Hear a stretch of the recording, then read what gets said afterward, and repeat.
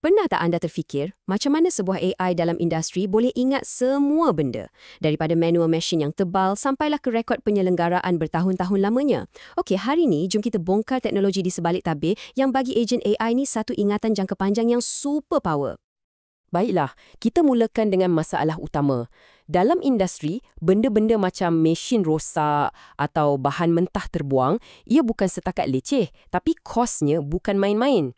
Ada satu sumber ni kata, kerugian boleh cecah sampai $3.6 juta setahun.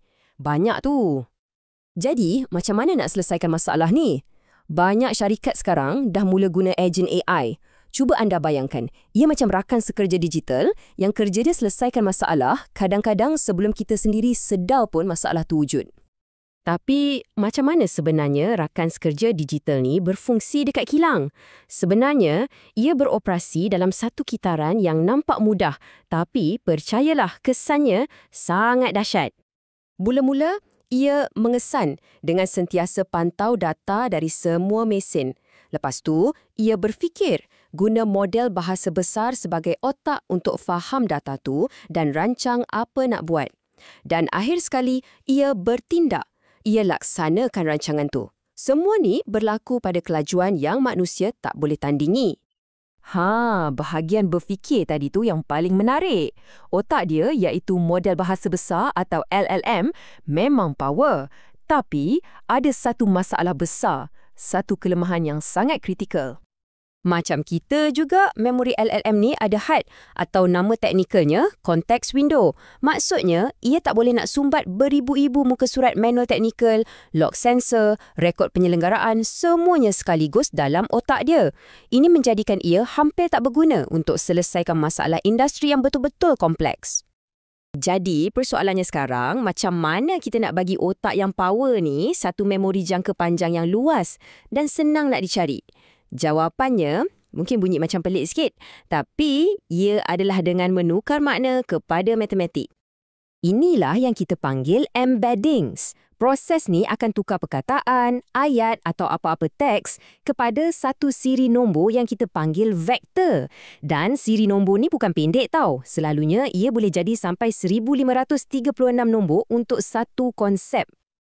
Dan sinilah magiknya bermula. Konsep yang maknanya lebih kurang sama, contohnya macam percutian dan cuti, nombor vektor dia akan jadi sangat dekat antara satu sama lain. Ini yang membolehkan komputer faham konteks dan maksud sebenar, bukan setakat padankan perkataan yang sama sebiji. Teknologi ni membuka pintu kepada satu jenis pangkalan data yang baru, pangkalan data vektor. Tak macam pangkalan data SQL biasa yang cari perkataan tepat. Kalau anda cari bearing, ia akan cari perkataan bearing je. Pangkalan data vektor ni pula cari makna. Jadi kalau anda tanya soalan kompleks, ia boleh faham dan cari jawapan yang relevan walaupun perkataan yang anda guna tu tak sama. Okey Chun, jadi macam mana sebenarnya kita nak bina otak AI ni? Jom kita intai sikit proses di sebalik tabir. Sebenarnya ada beberapa langkah penting untuk pastikan semuanya berjalan lancar.